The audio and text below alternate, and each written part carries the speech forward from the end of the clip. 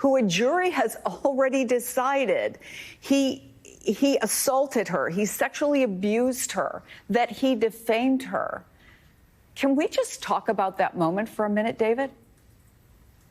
Yeah, one of great gravity, right? I mean, we are talking about a former president and someone who could return to the White House. And so as a nation, how do we distill what we are seeing on a very critical matter of sexual assault?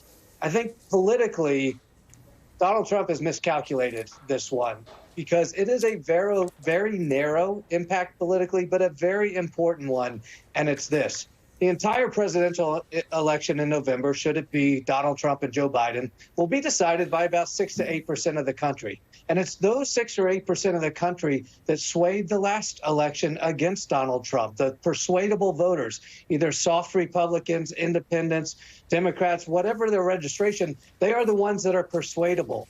And something that informs which way they move is this phenomenon of just too much Trump. Too much Trumpism, the brashness, the irreverence. And so is it simply a matter of incivility and a lack of decorum in a courtroom, or is it the misunderstanding of the gravity of a sexual assault case? Look, if Donald Trump wants to do this in the Jack Smith case, sure, he might face criminal contempt in that case again if he were to do it.